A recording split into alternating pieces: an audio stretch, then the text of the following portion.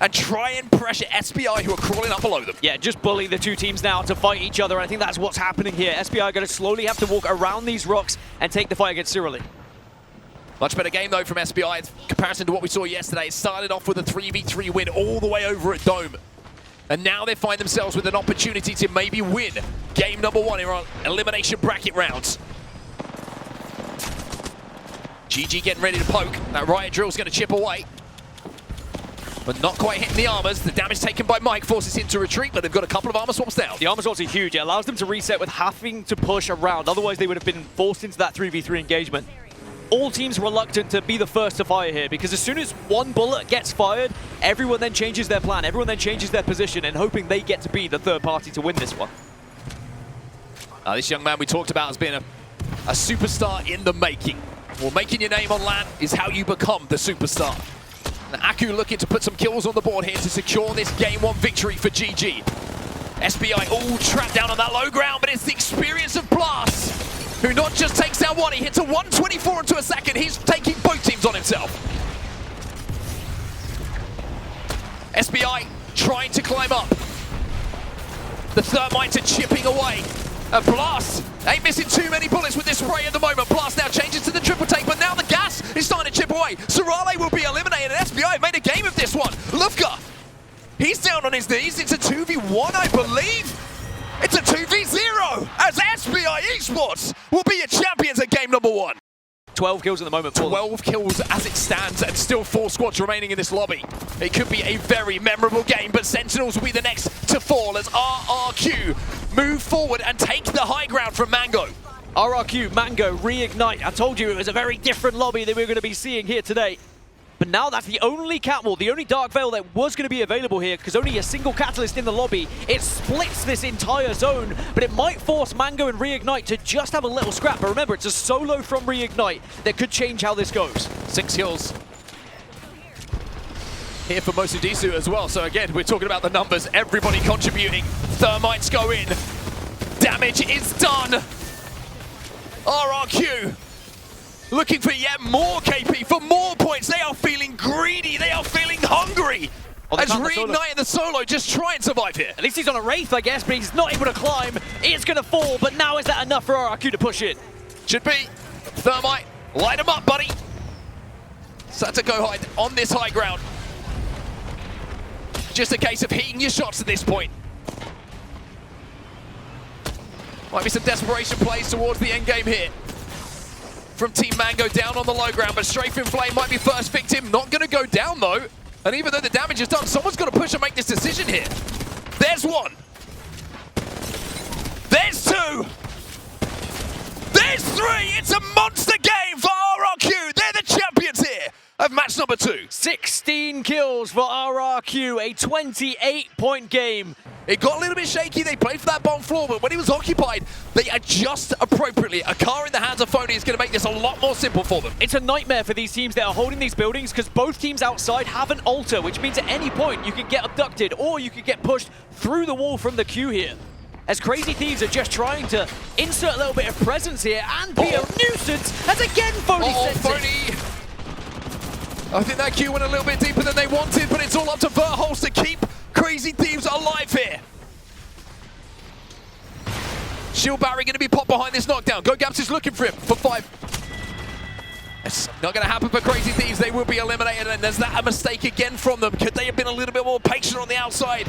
Things they will be thinking through right now. A little deeper than they would have liked for sure, but now FaZe Clan have been the ones who are really the winners of this entire engagement. They take prime position where this zone is going to be pulling out. All 3 of these teams in these buildings have to move, and as I mentioned earlier, they have been struggling to find kills. They're not going to be as well equipped. They won't have as much utility as FaZe Clan do. These queues are giving people heart attacks because teams are just appearing through them. 3-mans on 3-mans. Sorale eliminated and Riddle Order once again involved in an endgame. FaZe also up on high, and Zane, R9 car, is going to cause problems. Don't want to make the same mistake, though. You don't want to go too deep here. Instead, you want to just hold the advantage you have with high get ground. Back out of there, Zane! Gets messy. FaZe finally realized that there's a lot of space to play on this side of the map. They didn't have to kill everything immediately. 5 Fears have been eliminated, and FaZe Clan may now be in possession of the game-winning spot. The rest of Riddle Order are trapped inside of this building and have to leave. What do you do, though, if you're Riddle here? If you can play this wall and get Zane, you might have a chance, but that's great damage coming out from FaZe. Titus down. Valtzera, even though Gunarmus, what might be next? Momon desperately trying to survive, trying to play for a battery to be popped, and even though they're bottomless, unfortunately for him, FaZe Clan are healthy, and it will be FaZe Clan who close out game number 3 here on World's Edge. Rampart walls could, but you don't have time to set them up. Not while Mango's on the high ground. They'll be shooting them down immediately, assuming they have the ammo to do that. You see, we have a problem before we try to find our landing. We're seeing the Mangolds come out and VKG stuck in this corner between 2 at least of the Rampart walls. They're safe and sound with 7 squads left. Final ring closing in. This is going to be a bloodbath. 6 squads left. Men of Culture, they inch forward, but they have blue Evos minus a Vecchi who's on that control legend with that passive, but they lost out on their Valkyrie when they poke, forced to get out of that doorway. So many teams clustered into the building, about to have to jump off. Team Mango have done well, picking up 3 kills so far from that position. Now they make it into the top 4, but 5 Fears play the wall. They're hugging it, not giving sight lines to the teams above them. And while 5 Fears were holding the hype for so long, Papa Fiva set up with the G7 Volt, unlimited ammo, and he's got the amp damage as well. Team Mango get eliminated. Last 3 squads here, and no one's looking at 5 Fears. VK Gaming, though, outside the ring. What are we doing with the ring closing right behind them? They committed to an unfortunate Valkyrie that cost them their life, but the gaming composition is working. You have to be so on point with those Valkyries if you're doing it late in the game. Fire Strays are coming in here, and it's a win for Fire Strays. That'll move them up into 1st place. 11 kills they take out. But this is a close lobby, Vicky. Oh my god. On Storm Point, crawling out in the open, that won them a trophy. This time, it might just be enough to keep them alive in the tournament. 3 bullets left in the Kraber. You know, I checked the stats on this the other day, Vicky. Zero has, I think it's something like more than double the amount of Kraber kills of the 2nd best person in the ALGS with the Kraber. No one comes even close to him. I just sweat a little bit. I don't want to see more of these hipfire shots unless you're really right there. He aims down the barrel and he gets the knock. When it matters, onto Crumb. No catwall. As he finishes the job, they don't hear the solo, and now Sykes wraps up behind him. The sandwich that is Liquid Alienware. Aurora's the solo, but this is all for Liquid Alienware to feast on for game number 5, for them to take the dub into the pop-off. Look at that pent-up excitement. It took 23 games here in Sapporo, but Team Liquid have finally come alive. But Sentinels and Sorale, maybe even Alcadzia, still have a chance to move on. Oh, but with Sentinels now losing out on Carter, this is not what you like to see. Riley, the last one alive. 8 squads left. They fully push on to Sentinels, and the dream is dead. Sentinels get eliminated. 7 squads left. It's really being another one of the teams trying to get the res here. At least isolated with their backs against the walls, but they need some help. So some press fire. As that's Katsia also losing out on some members, also playing behind the crates. And Team Mango, they get eliminated. Team Mango with 42 points are safe.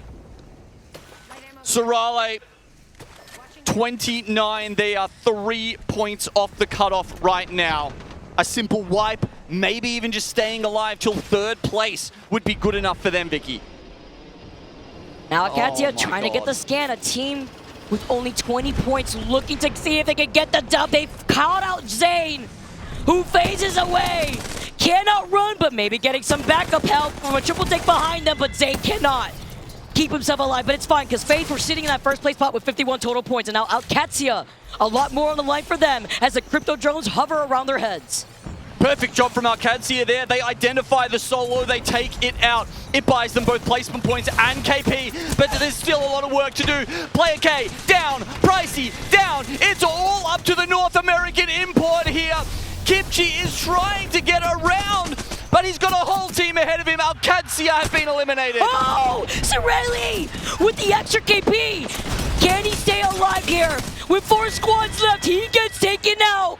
They did enough. They had 33 points. They were tied from Kino Chupa Riddle order. They jump out of the later half of the top 10. We have our top 10 squads moving on to the next elimination round 2. The crowd goes wild. Another APAC North team makes it in just the nick of time. And SBI, who've had a great set, are now looking to cap it off with a dub. It's them versus Aurora and a 5 Fears Rat. Is it going to be done with a bow on top? They opened up the day with a Game 1 win. Will they do it in Game 6 as well? Last 2 squads as Aurora get eliminated, and it looks like that's exactly what SBI will do here with the home court advantage. SBI, they are your Game 6 winners as the crowd shows them their support, repping Japan.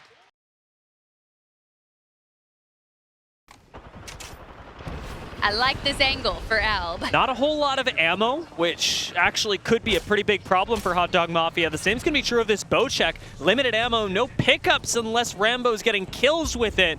So Hot Dog Mafia, if they want to win this game, are going to have to find some kills pretty quickly. Falcons have rotated in just below them. And while this siege is good, it's really not finding any purchase, not putting any additional pressure onto the Falcons. Wait a second. Is he going to invest the wall to jump to where Alb has already found himself? Because if that's the late game play, I keep my eyes on that. For Wolves, they get a full reset back to 3. Supernova are still across the way, directly in front of Hot Dog Mafia. But here we go. Crazy Kong Donut coming back on in and inherited the spot that Enterforce 36 just held.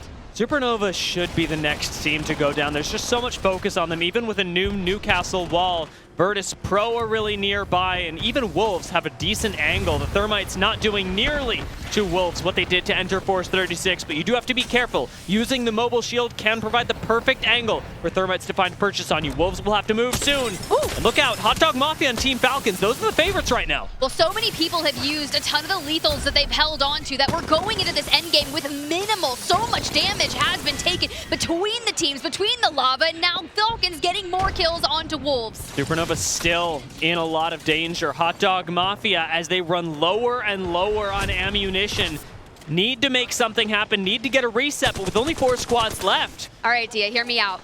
The last time we were in this area with Skittle Cakes on a Caustic, it was one of the nastiest end games that I've ever witnessed in my entire life. You know what clip I'm talking about at home. We could potentially see greatness here. But he's only got 10% on the ult. No Caustic ult for Skittle Cakes makes a big difference for Hot Dog Mafia. It's about who really has the Caustic ult in these close quarters. All right, Al back on height to heal up. For now, it's going to be VP, Hardeki, and Falcons. Spider-Man memeing straight out to each other. The final 3 have emerged here, and match number 1. And Skittle Cakes keeps on diving down those canisters to keep the pressure onto those teams. At what point do you full send? They already have double digits points. We're just playing for the win for them. Well, Hot Dog Mafia are going to have to fight somebody. I really like Abralele's position, though, just making sure that Falcons cannot step up, trying to force Falcons into VP, applying pressure from above. He actually gets sent, taking down Hal. Hot Dog Mafia are still going to lose one, but they've got Skittle Cakes on high ground, 52% on the ult. No Caustic ult for him. It'll have to be the barrels or nothing. He drops down into the mess of it, and may just take the win for Hot Dog Mafia! Hot Dog Mafia, Rambo, Alb, Skittle Cakes. Hal does have to retreat back up. He doesn't have the additional pressure of the ARC-Star, but Alliance are making all the use of the damage that Falcons poured down earlier. Enterforce 36 go down. We have 3 squads left, and Falcons on the high ground that Legacy held previously. I said, Tiff, Legacy could win the game as a duo. You have to imagine that the monstrous Team Falcons should be able to win from this high ground. It's very similar to the match number 1 ending with Hot Dog Mafia on high ground in the south. This time in the north, it's Team Falcons from Skyhook West to the Chaos over here on the east. And now, what do you do other than try to keep pressure onto the Wolves and Alliance? You force that fight, and then you look for the third party. Ultimately, Falcons can stay on this high ground as long as they like. What they really have to be careful of are the abductions. Alliance are already trying to start laying them down right ahead of them. Some Sky Nades, not finding anything, especially with the Rampart walls providing cover from above. But Guilds, he's providing something else from above. Yeah, that'll work. That'll do it. But I see what you're talking about. Immediately, once they step forward, they're going to get sucked down towards Alliance. They're trying to avoid if we could place a wall in front of it so we don't cross that threshold.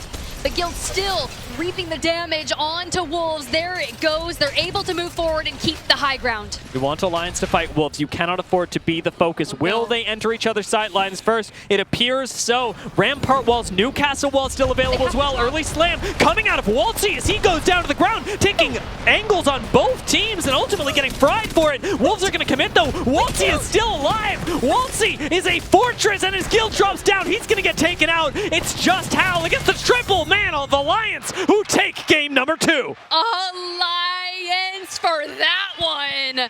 As much as the Falcons would have loved to keep the high ground, there is no space. North's still looking good, right? I like this. I mean, it's tough. Oh, no. Falcons are in a rough position, but Alliance, they don't look like it's too easy either. It's been a 1-for-1 trade so far. Wait, he's got But the Sheila. Hackett has to swing this to deny the res. Alliance don't have the luxury of sitting back and watching this happen. P2020 is in hand. We'll see what they do as Grow get pushed by Falcons. Guild goes down. Well, Hal on the low ground here, just kind of situated by the lava. It's a solo play for now, and Go Next sets their sight onto Grow Gaming. Now, Grow Gaming did not have a ton of points from the first 2 matches that are Sal setting their sights onto the top 10. For the south side, though, it's a fact, it's a car, and he takes down Shopify Rebellion. Beck's going to be spotted, though. Falcons have reset on the low ground. God. And it will be Falcons and Alliance that have to fight. Still having access to the high ground with Alter. Grow Gaming are the ones that are backing away. Alliance go down as Falcons escort them out. 3 squads left. Go Next, Grow, and Falcons from the low ground. And Go Next and Grow Gaming are getting scrappy up here. The timing of when Falcons move in on this is going to be imperative. But for now, Light being that entry, Dia. Go Next have got to stay coordinated. They've got to let Kinda enable the squad right now. Light ends up pushing forward, does a lot of damage, takes out Grow Gaming, and that leaves just 1 squad left. 1 squad, Falcons! And it's the Falcons, and they're on the prowl. Hal takes a ton of damage. He falls. It's Waltzy, it's Guild, and they're swinging. Things are getting messy, diving through the death boxes of doom, and they are playing to perfection here in the winner's round. The Falcons get a win. That is exactly what fans at home, fans in the arena expect from the Falcons. We move into our top 6 now, and it looks like Fnatic will be able to reset yet again, but Yuka down to very low health. Colonel Garcia with no shields whatsoever. And Grow Gaming down on the knees, looking to crawl away. All the meanwhile, you've got this fight going between VP, TSM, and Oblivion. Oblivion do get eliminated, though. 5 squads remain as Virtus Pro still hold on to the top, but now they're joined by Fnatic. MT might have just fallen into trouble, but no, instead he's going to decimate the remaining members of Fnatic, but Liberace somehow or other still survives, still stands tall here for Fnatic, and even with Yuka and Colonel Garcia down surrounding him, it looks like there's a possibility of a res, but Gen.G, they are now kings of the castle, they are standing above them. Gen.G have noticed them as well. Liberace just has to now do as much damage as possible to delay and hope someone else pushes Gen.G, and then maybe you can get the res. What fantastic work this has been from Fnatic, by the way.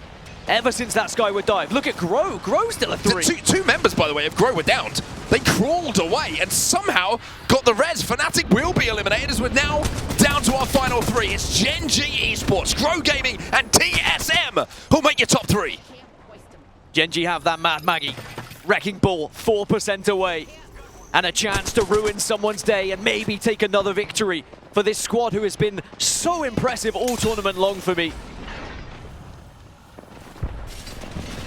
That double tap alternator also in the hands of Gen.G. That thing can rip away at shields and flesh. EMP goes in. TSM maybe looking to play for second here onto Grow Gaming. Panic Esports. Oh my! That's going to be Grow Gaming almost single-handedly dealt with by Panic. But in a 2v3 scenario, Gen.G should be able to make light work of this, but this is Panic we're talking about. This is Panic we're talking about. He can't get it done. Gen.G do close out. And even though the young man gave it his all, it's Gen.G who'll be champions here on Storm Point. Can they force Legacy and TSM to engage with each other and pick off the pieces? Yanya's gonna swing, just up. Is holding that minigun they call Sheila. proudly in his hands, trying to force away anyone who's trying to peek. This win would mean so much more for E36 or Legacy, who are currently in 11th and 12th, as Synap is getting respawned again. Enter Force 36 will not go down, will not die. It seems to be happening every single time we see them in this tournament. They just survive, survive, survive.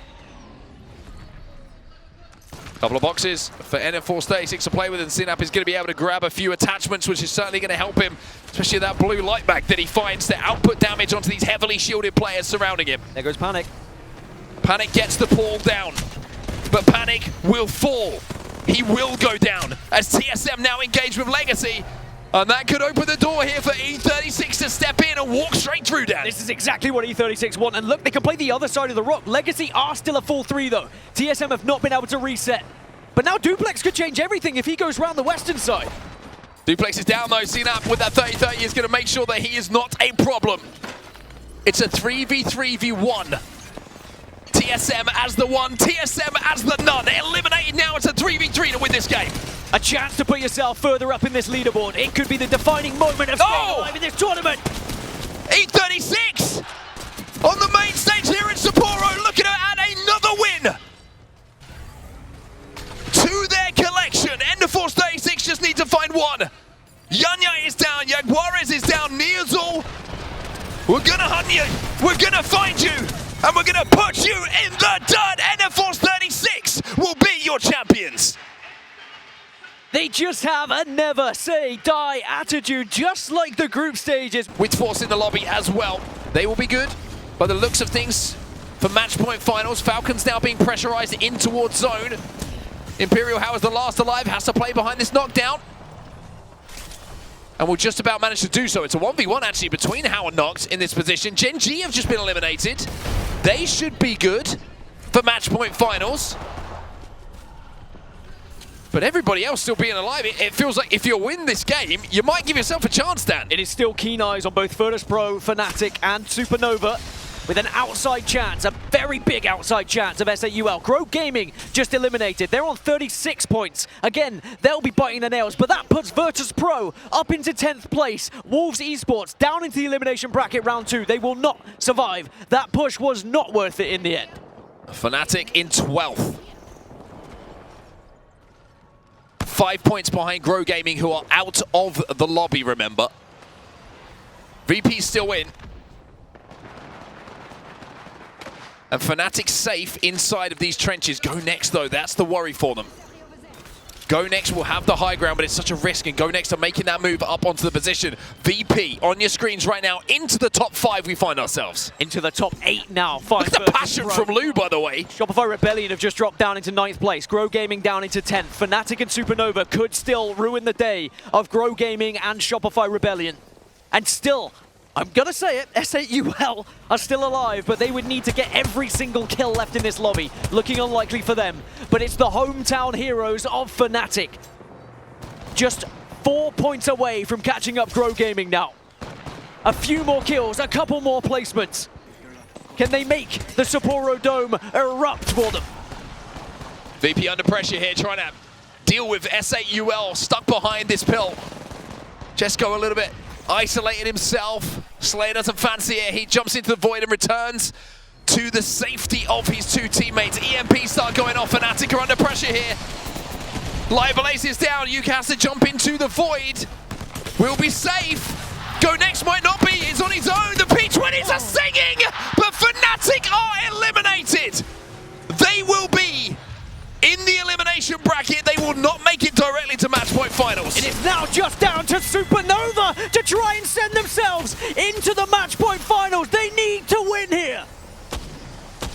Supernova could be drinking champagne at the end of this one. Lou gets absolutely ripped. Hardeki goes down. It's a 2v2. And now it's a 1v2. MT the last hope. Supernova from 11th to match point finals. They make it happen in the last game here. They send Grow Gaming down into elimination bracket with that win. Virtus Pro know that they also got the job done. Now moving towards the side that Oblivion was holding originally. They know that there is a team hugging that wall. Yeah, so you can see how Kinotrope, it's a good spot, but as soon as someone puts a bit too much pressure in there, throws some grenades in, you're done. That was a beautiful timing, by the way, on the mobile shield from the Newcastle. Now NIP, who they thought they could just climb up even though they didn't get any knock, trying to fully commit. McLovin, the last one alive here. He does get a knock. He gets a second one, and he clutches, taking out 5 Fears. You can see Fnatic, though, they're fixated still on the team right next to them. It was Kinotrope originally, but this deviates their attention from what NIP are trying to do with the reset right at their feet. Yeah, Crazy Thieves, they are farming some kills up the top, though. Fnatic, they've got their attention split in multiple directions. They're worried about ninjas in pajamas coming from behind, just like this. Kinotrope Gaming go down. And NIP now move up instead. Fnatic had stayed alive long enough to even get another Newcastle wall. McLovin having to be careful, trying to play around these caustic traps, building up that space, because no other team is staring at them as they destroy the Newcastle wall right in front of them. Mozem's out. Yuka moves up. He gets the following knock. The crowd giving them their energy as Libo Ace with the hipfire shots. The Newcastle clutch off the double res is all they need. They're just buying time, but Crazy Thieves are waiting all of this out. They're up on the high ground. They need to get down here right now, but no, they're letting the zone push Fnatic to them. Thank you very much, Fnatic, because Crazy Thieves come in for the first game dub of our Elimination Bracket 2. Yeah, damn straight they have. If we look at the damage stats for this game, it is Metro on top, 1,800. Panna following him on 1,600. They have been absolutely shredding people, but it's not just them. It's Wolves as well, holding that mid spot in the zone. Oh my god, the map is just so barren right now. It's Wolves, and then it is everybody else holding onto a Skerrick on the outside. Dude, KP galore, by the way. Like, no name out here with 6 KP on the Valk. We just talked about Metro, who had 5 before. The coexisting of Boogie Borders holding onto the roof as Grow Gaming, they wanted to get out of that chaos before coming right back around off the portal to re-engage after they hear the fights. But Legacy, they rather stay uninvolved because they know a fight is inevitable to their south between Wolves and 5 Fears. Yeah, Legacy, you can see they're covering themselves from the top with those new improved rampart walls, just at the same time as they're using Sheila to try and destroy the people in front of them. So many people about to come out of this building. Wolves are looking at them, but they're also worrying about their one main threat, 5 Fears behind them. Rampart is my sleep paralysis demon for a reason, and every time I hear that Sheila, I get a little scared here.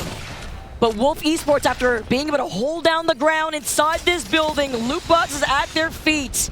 They're out for blood as Oblivion make their move off of that Wraith portal. They have repositioned right on top of Legacy. They stop Yanya. He's forced to drop down behind the rampart walls. But Boogie Porters, as they land right on top of their heads, they're in trouble. Metro, the last one alive, they cannot clutch. They go out in 6th place. 5 squads left, and it's Wolves looking at 5 Fears while the 3-way pileup between Legacy, Grow Gaming continue. Yeah, 9 kills for Boogie Borders will put a smile on their faces, but Wolves finally take that fight against 5 Fears. It's 5 Fears who make the first move, though. He's got the missiles out, gets caught sleeping. 5 Fears will take the southern position. And 5 Fears have cleared the southern side of this zone. It's all up to them to 3P, as there's only one member of Oblivion, and it's a matter of time as 5 Fears are your Game 2 winners.